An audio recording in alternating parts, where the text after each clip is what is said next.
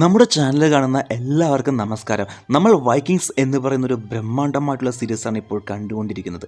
കഴിഞ്ഞ എപ്പിസോഡിൽ ഹെറോൾസിന് റാഗ്നറിൻ്റെ കൃഷിഭൂമി, വ്യവസായം എല്ലാം നശിപ്പിച്ച് റാഗ്നറിൻ്റെ വീടും കത്തിക്കും. എന്നിട്ടിപ്പോൾ റാഗ്നറിനെ കൊല്ലാനായിട്ട് പോകും. റാഗ്നർ ആണെങ്കിൽ അവിടെ നിന്ന് എങ്ങനെയൊക്കെയോ ഓടി രക്ഷപ്പെട്ട് റാഗ്നർ ഇപ്പോൾ ഫ്ലോക്കിയുടെ വീട്ടിലാണ് ഉള്ളത്. ഇത് കാരണം കൊണ്ട് ഹെറോൾസൺ റോളോനെ പിടിച്ചിട്ട് ഇങ്ങനെ ടോർച്ചർ ചെയ്യും. ഈ കാര്യങ്ങളൊക്കെ ഇപ്പോൾ റാഗ്നറിന് അറിയും. ഇപ്പോൾ ഫ്ലോക്കിയുടെ അടുത്ത് പോയിട്ട് ഇങ്ങനെ പറഞ്ഞയച്ചു വിടും: കൂട്ടുകാരാ, നീ എനിക്ക് വേണ്ടി കാത്തഘട്ടിലോട്ട് പോകണം. ആ ഏളിനെ പോയി കണ്ടിട്ട് ഒരു മീറ്റിങ്ങിനായിട്ട് അറേഞ്ച് ചെയ്യണം. നീ അവനെ പോയി കണ്ടതും തന്നെ നീ എനിക്ക് വേണ്ടി അവനെ ഒറ്റയ്ക്കായിട്ട് വെല്ലുവിളിക്കണം എന്ന് പറയും. ഇത് കേട്ടിട്ട് ഈ ഹെറോൾസൺ ഇനി അടുത്തത് എന്താണ് ചെയ്യാൻ പോകുന്നത് എന്നുള്ള കാര്യങ്ങളൊക്കെ നമുക്ക് ഈ എപ്പിസോഡിൽ നോക്കാം. Vikings season 1 episode 6 barrel of death. ഇപ്പോൾ ഫ്ലോക്കിയൻ തൻ്റെ സുഹൃത്ത് പറഞ്ഞതുപോലെ തന്നെ ഹെറോൾസിൻ്റെ അടുത്തേക്ക് പോകും. ഈ സ്ഥലത്ത് വെച്ചാണ് എപ്പോഴും എല്ലാവരും കൂടുന്നത്. ഈ സ്ഥലത്തിന് നമുക്ക് ഏളിൻ്റെ ഹാൾ എന്ന് പറയാം. ഇപ്പോൾ ഫ്ലോക്കി ഇങ്ങനെ രണ്ടുപേരും ഇങ്ങനെ പിടിച്ചുകൊണ്ട് ഇങ്ങനെ പോകും. റാഗ്നർ പറഞ്ഞ അതേ സന്ദേശങ്ങളൊക്കെ ഇങ്ങനെ പറയും. ഇപ്പോൾ ഇങ്ങനെ പറഞ്ഞതും ഏളിനിപ്പോൾ സീർ പറഞ്ഞ കാര്യങ്ങളെല്ലാം ഇങ്ങനെ ഓർമ്മയിൽ വരും. അതായത് റാഗ്നർ ഏളിൻ്റെ മരണത്തിനായി കാത്തിരിക്കുകയാണ് എന്ന് പറഞ്ഞിട്ടുണ്ടാവും ഇതിനു മുൻപുള്ള എപ്പിസോഡിൽ. ഈ കാര്യങ്ങളൊക്കെ ഏളിങ്ങനെ ആലോചിച്ചിട്ട് ഇതിനൊന്നും ഇങ്ങനെ സമ്മതിക്കില്ല. എന്നെ കൊണ്ടൊന്നും ഇതുപോലുള്ള ക്രിമിനലിൻ്റെ കൂടെ ഒന്നും മല്ലയുദ്ധം ചെയ്യാൻ പറ്റില്ല. എൻ്റെ കൂടെയൊക്കെ മല്ലയുദ്ധം ചെയ്യാൻ അവൻ എന്ത് യോഗ്യതയാണ് എന്നതുപോലെയൊക്കെ ഇങ്ങനെ സംസാരിക്കും. പക്ഷേ എന്നാൽ റാഗ്നർ മല്ലയുദ്ധത്തിന് വിളിച്ചിട്ട് പോയില്ലെങ്കിൽ അത് ഏളിന് വലിയൊരു അപമാനമാണ്. അവസാനം എന്നിട്ട് ഏള് തീരുമാനിക്കും റാഗ്നറിൻ്റെ കൂടെ മല്ലയുദ്ധം ചെയ്യാനായിട്ട്. ഇവിടെ ഫ്ലോക്കിയുടെ വീട്ടിൽ റാഗ്നറും ലഗാത്തയും കൂടെ രാത്രിയിൽ ഇങ്ങനെ റൊമാൻറ്റിക് ആയിട്ടിരിക്കുമ്പോൾ അപ്പം ലഗാത്ത പറയും: റാഗ്നർ, നീ നാളെ ഫൈറ്റിന് പോവേണ്ട എന്ന് പറയും. ഹേ, നീ പേടിക്കൊന്നും വേണ്ട, അവനൊരു വയസ്സായവനാണ്. പക്ഷെ നിനക്കാണെങ്കിൽ ഇനിയും പരിക്കുകളൊന്നും മാറിയിട്ടില്ല. അത് കുഴപ്പമില്ല, ഞങ്ങൾ രണ്ടുപേരും ഈക്വലാണെന്ന് പറയും. ഇതേ സമയത്ത് ഏളും സിഗിയും ഇങ്ങനെ ഉറങ്ങിയിട്ടില്ല. രാത്രിയിൽ ഇങ്ങനെ നാളെ നടക്കാൻ പോകുന്ന ആ മല്ലയുദ്ധത്തിനെ കുറിച്ച് ആലോചിച്ച് ഇവർ രണ്ടുപേരും കൂടെ ഇങ്ങനെ ഇരിക്കുകയാണ്. എന്താണെന്ന് വെച്ചാൽ നാളെ നടക്കാൻ പോകുന്ന മല്ലയുദ്ധത്തിൽ ഇവർ രണ്ടുപേരിൽ ആരെങ്കിലും ഒരാൾ മാത്രമേ ജീവനോടുകൂടി ഉണ്ടാവുള്ളൂ. ഇപ്പോൾ സിഗിയോട് ഏള് പറയും: റാഗ്നറിനെ കാണുമ്പോൾ ചെറുപ്പത്തിൽ ഞാൻ എങ്ങനെയായിരുന്നോ ഉണ്ടായിരുന്നത് അതുപോലെ തന്നെയാണ് ഉള്ളത്. അവൻ്റെ വേഗവും വിവേകവും എല്ലാം കാണുമ്പോൾ അവൻ അവൻ്റെ ലക്ഷ്യം നിറവേറ്റാൻ വേണ്ടി എന്തും ചെയ്യും എന്ന് പറഞ്ഞിങ്ങനെ വെറിയായിട്ടിരിക്കുകയാണ്. ഇപ്പം അവൻ എങ്ങനെയാണോ ഉള്ളത് അതുപോലെ തന്നെയായിരുന്നു ഞാനും എൻ്റെ ചെറുപ്പത്തിൽ ഉണ്ടായിരുന്നത് എന്ന് പറഞ്ഞ് ഇങ്ങനെ പറയും. അവൻ വെസ്റ്റിലോട്ട് പോകണം എന്ന് പറഞ്ഞ് എന്നോട് അനുമതി ചോദിച്ചു. അപ്പം മാത്രം ഞാൻ അവനെ അനുവദിച്ചതാണെങ്കിൽ എൻ്റെ കൂടെ ഉണ്ടായിരുന്ന എല്ലാവർക്കും എൻ്റെ മേലുള്ള വിശ്വാസവും ബഹുമാനവും ഭയവും എല്ലാം പോകും. അത് കാരണം കൊണ്ടാണ് ഞാൻ അവനെ അനുവദിക്കാതിരുന്നത്. ഇപ്പോഴാണ് നമുക്കൊരു കാര്യം മനസ്സിലാവുന്നത്. ഓരോരോ ആളുടെയും കഥയും അവരുടെ നോട്ടത്തിൽ നോക്കുമ്പോൾ അത് ശരിയാണ്. പക്ഷേ ഇതേ ദിവസം തന്നെയാണ് ഏളിൻ്റെ മോള് തിയറിയുടെയും ആ വയസ്സായ ബിയാമിയുടെയും ഫസ്റ്റ് നൈറ്റ്. പക്ഷേ തിയറിക്കാണെങ്കിൽ ആ വയസ്സായ കിളവൻ്റെ മേലെ ഒട്ടും താല്പര്യമില്ല. ഇപ്പം ആ വയസ്സായ ബിയാമി നാളെ രാവിലെ ആവാൻ വേണ്ടി ഞാൻ കാത്തിരിക്കുകയാണ്. നാളെ നല്ല ത്രില്ലിംഗ് ആയിട്ടുള്ള ദിവസമാണ്. ശരി, ആരാണ് ഈ റാഗ്നർ ലോത്ബ്രോക്ക്? ഇവിടെ എല്ലാവരും അവനെക്കുറിച്ചാണല്ലോ സംസാരിക്കുന്നത്. പക്ഷെ ഞാനൊന്നും അവനെക്കുറിച്ച് സംസാരിച്ചിട്ടില്ലല്ലോ. അവനാണ് എൻ്റെ അച്ഛൻ്റെ എനിമി എന്ന് പറഞ്ഞിട്ട് തിയറി അങ്ങനെ പറഞ്ഞിട്ട് പോകും. അടുത്ത ദിവസം രാവിലെ ആയതും റാഗ്നർ കാത്തഘട്ടിലോട്ട് പോകാനായിട്ട് നിൽക്കുകയാണ്, മല്ലയുദ്ധം ചെയ്യാനായിട്ട്. അതുപോലെ തന്നെ ഇവിടെ ഹെറോൾസണും ഇങ്ങനെ തയ്യാറായിക്കൊണ്ടിരിക്കുകയാണ്. ഇപ്പോൾ ഏളിൻ്റെ ഭാര്യ സിഗി ഇപ്പോൾ ഏളിൻ്റെ കഴുത്തിലൊരു മാലയിട്ട് കൊടുക്കും. ആ മാലയിൽ കുറച്ച് മുടിയുണ്ട്. ഇപ്പോഴാണ് നമുക്കൊരു കാര്യം മനസ്സിലാവുന്നത്. ഫസ്റ്റ് എപ്പിസോഡിൽ ഏളിന് പേടിക്കുന്നത് പോലൊരു സ്വപ്നം വന്നിട്ടുണ്ടാവും. ആ സ്വപ്നത്തിൽ ഏളിൻ്റെ 2 കുട്ടികളും ഒരു കുഴിക്കുള്ളിൽ ആരോ ഒരാളെ വെട്ടിയിട്ടതുപോലൊരു സ്വപ്നം വന്നിട്ടുണ്ടാവും. അത് വെറും ഏളിന് വന്നൊരു സ്വപ്നം മാത്രമല്ല, അത് ശരിക്കും നടന്നാണ്. ഏളിൻ്റെ 2 കുട്ടികളെ ആരോ ഒരാളെ ഭയങ്കര ക്രൂരമായിട്ട് കൊന്നൊരു കുഴിക്കുള്ളിൽ ഇട്ടിട്ടുണ്ടാവും. ഇതൊക്കെ ഏള് കണ്ടിട്ടുണ്ടാവും. അപ്പോൾ ഏളിന് നന്നായിട്ട് പേടിച്ചിട്ട് സ്വപ്നം പോലെ വന്നിട്ടുണ്ടാവും. എല്ലാ രാത്രിയിലും ഇതുപോലെ സ്വപ്നങ്ങളൊക്കെ ഇടയ്ക്കിടയ്ക്ക് വരാറുണ്ടാവും. അപ്പോൾ അവരുടെ ഓർമ്മയ്ക്കായിട്ട് ആ 2 കുട്ടികളുടെയും തലയിൽ നിന്ന് കുറച്ച് മുടി മാത്രം അവരുടെ ഓർമ്മയ്ക്കായിട്ട് എടുത്തു വച്ചിട്ടുണ്ടാകും. ഇപ്പം ആ മുടിയാണ് ഇപ്പോൾ സിഗി ഒരു മാല പോലെ ഉണ്ടാക്കിയിട്ട് ഏളിന് കൊടുക്കും. ഇപ്പോൾ നടക്കാൻ പോകുന്ന മല്ലയുദ്ധത്തിന് റാഗ്നർ ലോത്ബ്രോക്ക് എങ്ങനെയും നടന്നു വരും. ഇപ്പോൾ അവിടെ ഹെറോൾസനും ഉണ്ട്. ചുറ്റും പൊതുജനങ്ങളെല്ലാവരും ഇത് കാണാനായിട്ടുണ്ട്. ഇപ്പോൾ സ്വയാൻ വന്ന് ഈ നിയമങ്ങളൊക്കെ ഇങ്ങനെ പറഞ്ഞു കൊടുക്കും. മല്ലയുദ്ധം ചെയ്യാൻ പോകുന്ന 2 പേരുടെ കയ്യിലും ഷീൽഡും വാളൊക്കെ ഉണ്ടാവും. അതൊക്കെ പൊട്ടിപ്പോയാലും മാറ്റാനായിട്ട് പറ്റില്ല. പിന്നെ ഇവർ അടികൂടുമ്പോൾ ഏതായുധം വേണമെങ്കിലും അത് ഇവർക്ക് തന്നെ തിരഞ്ഞെടുക്കാം. ഇപ്പോൾ 2 പേരും വാളെടുക്കും. 2 പേരുടെ കയ്യിലും ഷീൽഡും ഉണ്ട്. ഇപ്പോൾ 2 പേരും കൂടെ അങ്ങോട്ടും ഇങ്ങോട്ടും ഫൈറ്റ് ചെയ്യാനായിട്ട് തുടങ്ങും. ഈ ഏൾ ഹെറോൾസിന് വയസ്സായി വേഗതയൊന്നും ഉണ്ടാവില്ല എന്ന് പറഞ്ഞ് വിചാരിച്ചാൽ അദ്ദേഹം വളരെ നന്നായിട്ട് തന്നെയാണ് ഫൈറ്റ് ചെയ്യുന്നത്. റാഗ്നറിന് തന്നെ നന്നായിട്ട് ടഫ് കൊടുക്കും. ഒരു ഘട്ടത്തിൽ റാഗ്നറിൻ്റെ കയ്യിലുള്ള വാള് 2 തുണ്ടായിട്ട് പൊട്ടും. പക്ഷേ എന്നാലും റാഗ്നർ കയ്യിലുള്ള ഷീൽഡ് വെച്ച് ഇങ്ങനെ പിടിച്ചു നിൽക്കും. ഇപ്പോൾ 2 പേരും കൂടെ ഷീൽഡ് വെച്ച് അങ്ങോട്ടും ഇങ്ങോട്ടും അടിക്കുന്നത് കാരണം കൊണ്ട് 2 പേരുടെ ഷീൽഡും പൊട്ടിപ്പോകും. ഇപ്പോൾ റാഗ്നറിൻ്റെ കയ്യിലാണെങ്കിൽ വാളുമില്ല, ഷീൽഡും ഇല്ല.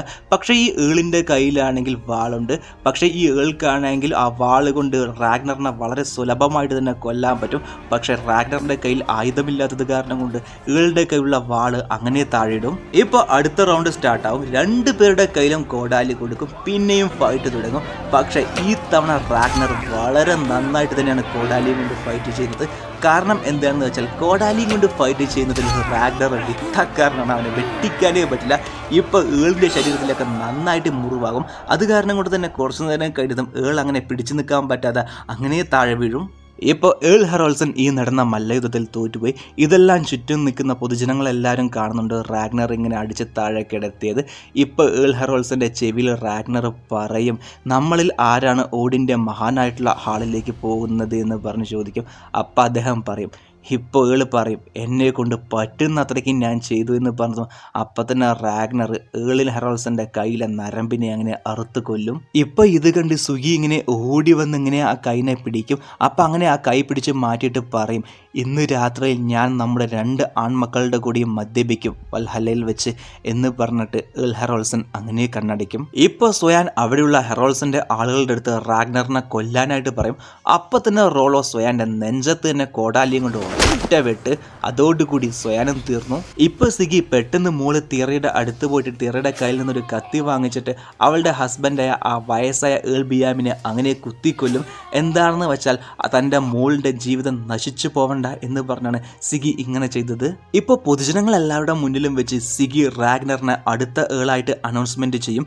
ഇത് കേൾക്കുന്ന പൊതുജനങ്ങളെല്ലാവരും റാഗ്നറിനെ അടുത്ത ഏളായിട്ട് അംഗീകരിച്ച് ഇങ്ങനെ മുട്ടുകുത്തിയിരിക്കും. ഇപ്പോൾ എല്ലാവരും റാഗ്നർ ലോഡ്ബ്രോക്കിനെ ഏളായിട്ട് അംഗീകരിച്ചു. ഇപ്പോൾ റാഗ്നറും കുടുംബവും എല്ലാവരും കൂടെ ഏളിൻ്റെ ഹാളിലേക്ക് വരും.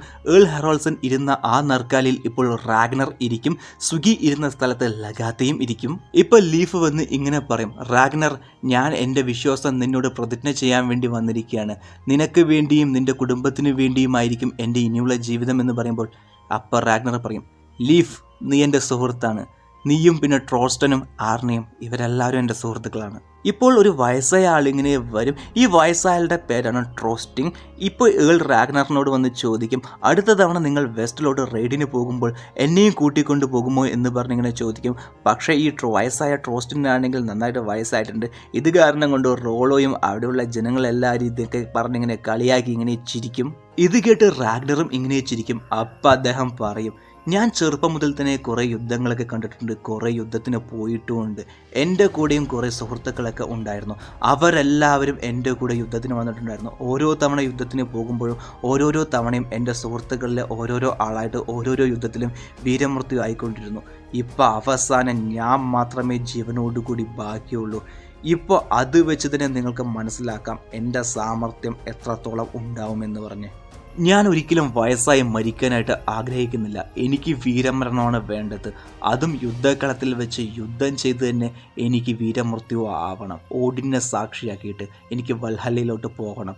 ഇതാണ് എൻ്റെ ആഗ്രഹം എന്ന് പറഞ്ഞ് പറയുമ്പോൾ ഇത് കേൾക്കുന്ന റാഗ്നറും സമ്മതിക്കും. ഇപ്പോൾ റാഗ്നർ എല്ലാവരുടെ മുന്നിലും വെച്ച് പറയും, ഈ സമ്മറിൽ നമ്മൾ വെസ്റ്റിലോട്ട് പോകാനായിട്ട് കൂടുതൽ ബോട്ടുകൾ നമ്മുടെ കയ്യിലുണ്ടാവും. ഇതാണ് നമ്മുടെ ഭാവി എന്ന് പറയും. ഇപ്പോൾ റോളോ ഇങ്ങനെ റാഗ്നറിനെ വന്ന് കെട്ടിപ്പിടിച്ചിട്ട് ചെവിയിൽ പറയും, സഹോദര, ഇനി നമ്മൾ എങ്ങനെയാണ് ഈക്വൽ ആവുന്നത്?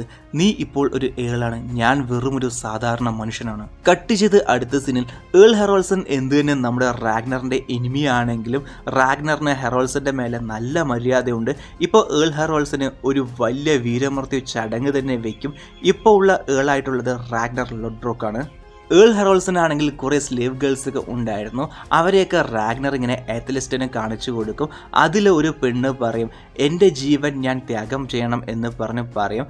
ഞാൻ ഇവിടെ വെച്ച് മരിച്ച വൽഹല്ലയിൽ പോയിട്ട് അവിടെ വെച്ച് എൻ്റെ മാസ്റ്റർ ഹെറോൾസിനെ കാണണം എന്ന് പറഞ്ഞ് പറയും. ഇപ്പോൾ ഇങ്ങനെ അതിനു വേണ്ടിയുള്ള ചടങ്ങുകളൊക്കെ ഇങ്ങനെ നടന്നുകൊണ്ടിരിക്കുകയാണ്. ജനങ്ങളെല്ലാവരും ഇങ്ങനെ നന്നായിട്ട് കുടിച്ചിട്ട് ഇങ്ങനെ ആഘോഷിച്ചുകൊണ്ടിരിക്കുകയാണ്. ബിയാൻ ഇങ്ങനെ ആത്ലറ്റിനെ വിളിച്ച് കൂട്ടിക്കൊണ്ട് പോയിട്ട് ഇങ്ങനെ കുടിക്കാനൊക്കെ ഇങ്ങനെ കൊടുക്കും. എന്നിട്ട് ഇപ്പോൾ ഇങ്ങനെ ആ സ്ലേവ് ഗേളിനെ ഇങ്ങനെ പൊതുജനങ്ങളുടെ ഇടയിൽ ഇങ്ങനെ കൂട്ടിക്കൊണ്ടുവരും. ഇപ്പോൾ ഒരു വലിയ പെണ്ണുണ്ട്, അവളിങ്ങനെ മന്ത്രം പോലെ എന്തൊക്കെയോ ഇങ്ങനെ പറയും. ഇതൊക്കെ കാണുന്ന ആത്ലസ്റ്റൻ ബിയാനോട് ചോദിക്കും, ബിയാൻ ആരാണ് ആ സ്ത്രീ? ഞങ്ങളൊക്കെ അവളെ ഏഞ്ചൽ ഓഫ് ഡെത്ത് എന്നാണ് വിളിക്കുന്നത്, അതായത് മരണത്തിന്റെ മാലാക. ഇപ്പൊ ആത്ലസ്റ്റൻ അവന്റെ ദൈവത്തിന് ഇങ്ങനെ പ്രാർത്ഥിക്കും. എന്നിട്ട് ആ ഏഞ്ചൽ ഓഫ് ഡെത്ത് ആ സ്ലേവ് ഗേളിന് ഒരു ഗ്ലാസ് വെള്ളം കൊടുക്കും. ഇപ്പൊ ആ സ്ലേവ് ഗേൾ പറയും, എനിക്ക് എൻ്റെ മാസ്റ്ററിനെ കാണണം, അദ്ദേഹം ഇപ്പോൾ വൽഹല്ലയിലാണ് ഉള്ളത്, എനിക്കും അദ്ദേഹത്തിന്റെ കൂടെ പോയി ചേരണം എന്ന് പറഞ്ഞ് പറയും. ഇപ്പൊ അവളെ കൊല്ലാൻ പോവുകയാണ്. ഇതൊക്കെ കാണുന്ന ആത്ലസ്റ്റനാണെങ്കിൽ എന്തോ പോലുണ്ട്. എന്താണെന്ന് വെച്ചാൽ അവനാണെങ്കിൽ ഇവരുടെ രീതികളൊന്നും അങ്ങനെ വലുതായിട്ട് അറിയില്ലല്ലോ. ഇപ്പൊ ബിയാനോട് പറയും, എനിക്കിതൊന്നും ഒരിക്കലും അംഗീകരിക്കാനേ പറ്റില്ല, നീ എന്താണ് ഈ പറയുന്നത് പ്രീസ്റ്റ് എന്ന് പറഞ്ഞ് ഇങ്ങനെ ദേഷ്യത്തിൽ ചോദിക്കും. ഞാൻ എന്തായാലും ഇതൊന്നും കാണില്ല എന്ന് പറഞ്ഞ് പറയും, ഇതൊക്കെ വെറും ഒരു മരണം മാത്രമാണ്, നീ ഇതെല്ലാം കണ്ടില്ലെങ്കിൽ എൻ്റെ അച്ഛൻ എന്തായാലും നിനക്ക് ഇതെല്ലാം കാണിച്ചു തരും എന്ന് പറഞ്ഞ് പറയും. അപ്പോൾ തന്നെ ആ സ്ലേവുകളുടെ കഴുത്തറുത്ത് കൊല്ലും. ആ സ്ലേവുകൾ അവളുടെ ജീവൻ ദാനമായിട്ട് കൊടുത്തു.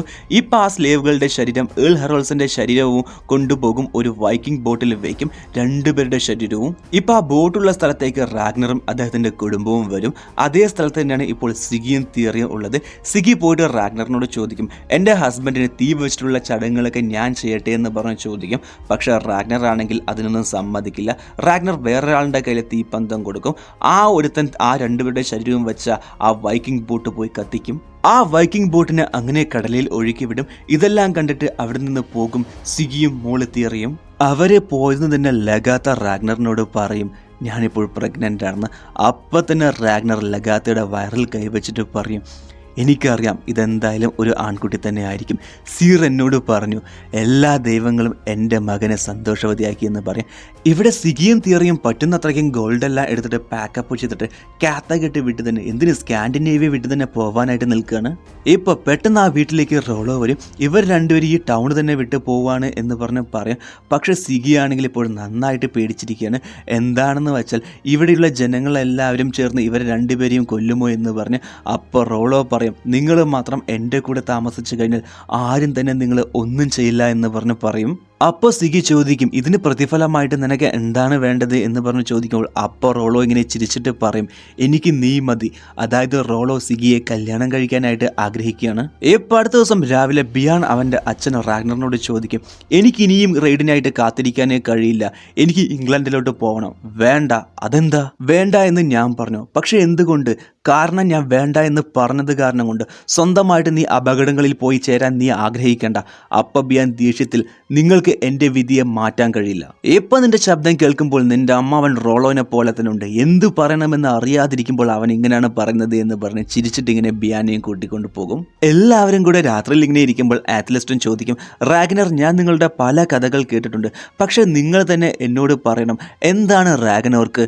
ഞാൻ പലതവണയായിട്ട് ആലോചിച്ചിട്ടുണ്ട്, പക്ഷെ ഇതുവരെയായിട്ട് ആരും തന്നെ ഇതിൻ്റെ അർത്ഥം എന്നോട് വിശദീകരിച്ച് പറഞ്ഞിട്ടില്ല. ഈ വിവരമില്ലാത്ത ക്രിസ്ത്യാനിയോട് എങ്ങനെയാണ് റാഗ്നോർക്കിൻ്റെ അർത്ഥം പറഞ്ഞു കൊടുക്കുന്നത് എന്ന് പറഞ്ഞ് ചിരിച്ചിട്ട് എല്ലാവരുടെ അടുത്തും എണീക്കാൻ പറഞ്ഞിട്ട് എല്ലാവരുടെ അടുത്തും ഈ തീയൊക്കെ നന്നായിട്ട് ഇലയിട്ട് കത്തിക്കാനായിട്ട് പറയും. ഇപ്പോൾ പെട്ടെന്നൊരു കാക്ക വരും. ഇതിൻ്റെ അർത്ഥം ഓഡിൻ റാഗ്നറിൻ്റെ കൂടെയാണ് ഉള്ളത് എന്നാണ് അർത്ഥം. ഇപ്പോൾ സീർ വന്ന് ഇങ്ങനെ പറയും, ദേവന്മാരുടെ സന്ധ്യ ഇങ്ങനെ സംഭവിക്കും. 3 വർഷത്തേക്ക് ഭയാനകരമായ ശൈത്യകാലവും സൂര്യപ്രകാശത്തിൻ്റെ വേനൽക്കാലവും ഉണ്ടാവും.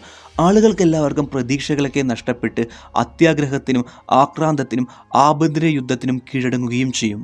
ലോകസർപ്പമായ മെഡ്ഗാസോമൻ സമുദ്രത്തിൽ നിന്ന് ശ്വാസം മുട്ടി വരികയും വേലിയേറ്റങ്ങളെ വേലിച്ചേർക്കുകയും ലോകത്തെ മൊത്തം വെള്ളപ്പൊക്കത്തിലാക്കുകയും ചെയ്യും.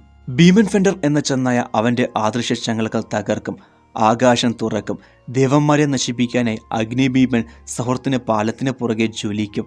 ചെന്നായിക്കെതിരെ അവസാനമായി യുദ്ധം ചെയ്യാൻ ഓഡിൻ വൽഹല്ലയിലൂടെ ഗേറ്റിന് പുറകെ കയറും. തോർ പാമ്പിനെ കൊല്ലും, പക്ഷേ വിഷം മൂലം മരിക്കും. സർട്ട് ഭൂമിയിൽ തീ പടർത്തും. അവസാനം ഫിൻഡർ സൂര്യനെ വിഴുങ്ങും. ഇപ്പോൾ 3 ബോട്ടിൽ റാഗ്നറും വൈക്കിങ്സ് എല്ലാവരും കൂടെ ജൂൺ AD 794 കിങ്ഡം ഓഫ് നോർത്തംബ്രി ഇംഗ്ലണ്ടിൽ. ഈ കാര്യങ്ങളൊക്കെ കിങ്ഡം ഓഫ് നോർത്തംബറിലെ കിങ് ഏലയ്ക്ക് അറിയാം. അദ്ദേഹം ഇപ്പോൾ നന്നായിട്ട് ദേഷ്യപ്പെടും. ഇതിനു മുൻപ് കടൽക്കരയിൽ വെച്ചൊരു യുദ്ധം നടന്നില്ല, അതിലൊരു സേനാധിപതി ഇവരെയൊക്കെ കണ്ട് പേടിച്ച് ഓടിയില്ല. അദ്ദേഹത്തെ വന്ന് കിങ് ഏല വന്ന് കാണും. ഇപ്പോൾ ഒരു വലിയ കിണറുണ്ട്, ആ കിണറിലുള്ള ആ സേനാധിപതിയെ പിടിച്ചിടും. ആ കിണറിലാണെങ്കിൽ കുറേ വിഷമുള്ള പാമ്പുകളൊക്കെ ഉണ്ട്. ഈ ലോകത്ത് ഏതൊക്കെ തരത്തിലുള്ള പാമ്പുകളൊക്കെ ഉണ്ടോ അങ്ങനെ എല്ലാ തരത്തിലുള്ള വിഷമുള്ള പാമ്പുകളൊക്കെ ഉണ്ട്. ആ പാമ്പുകളെ കൂടി ആ സേനാധിപതി അങ്ങനെ കടിച്ചു കൊല്ലും. ഇവിടെ വെച്ച് എപ്പിസോഡ് 6 കഴിയുന്നു. ഇനി അടുത്തത് എന്താണ് നടക്കാൻ പോകുന്നത് എന്ന് നമുക്ക് നോക്കാം. വേറെ റാഗ്നർ ഏളായി. ഇനി വരുന്ന എപ്പിസോഡുകളൊക്കെ നല്ല ത്രില്ലിംഗ് ആയിരിക്കും. ആൻഡ് കുറച്ച് വീഡിയോ അടുത്ത എപ്പിസോഡ് ഉടൻ വരുന്നതായിരിക്കും.